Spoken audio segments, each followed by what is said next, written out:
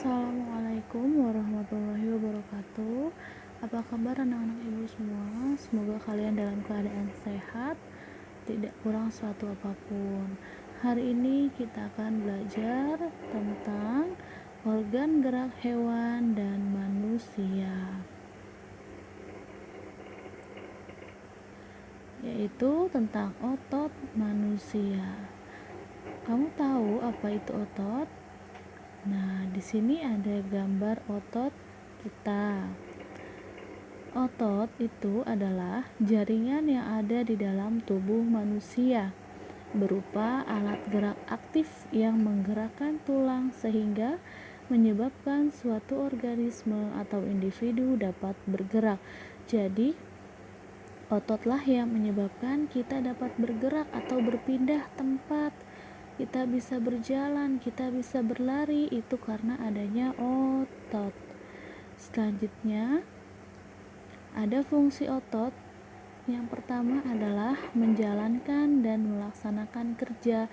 Jadi, kita bisa melakukan suatu kegiatan atau suatu kerja karena bantuan otot. Selanjutnya, menggerakkan jantung. Dan yang terakhir, mengalirkan darah yang terdiri atas zat-zat seperti nutrisi, oksigen, dan lain-lain. Oke, tadi kita sudah tahu nih apa pengertian otot, yaitu otot adalah alat gerak aktif. Nah, selanjutnya adalah macam-macam otot manusia. Yang pertama, otot polos. Yang kedua, ada otot lurik, dan yang terakhir ada otot jantung. Pertama, kita akan membahas tentang otot polos, yaitu ada pengertiannya dan ciri-cirinya. Pengertian otot polos itu apa sih? Nah, otot polos itu adalah otot yang bekerja tanpa kesadaran kita, yang dipengaruhi oleh sistem saraf tak sadar atau saraf otonom. Jadi tanpa kesadaran, jadi kita tidak sadar kalau otot itu bekerja. Selanjutnya ada ciri-ciri otot polos.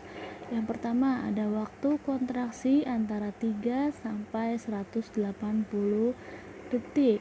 Selanjutnya, bentuk dari otot polos adalah gelendong. Kita bisa perhatikan gambar di bawah itu.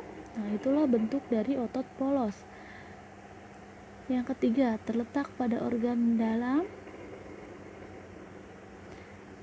memiliki satu inti sel yang berada di tengah. Nah, kamu bisa lihat gambarnya.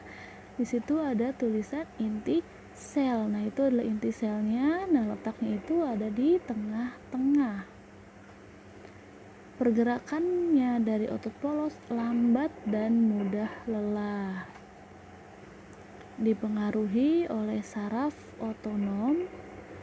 Nah, otot polos ini biasanya berada pada bagian usus, saluran peredaran darah, dan otot di saluran kemih. Karena otot polos itu bekerja tanpa kesadaran, jadi berada di bagian dalam kita seperti usus, saluran peredaran darah, dan otot di saluran kemih.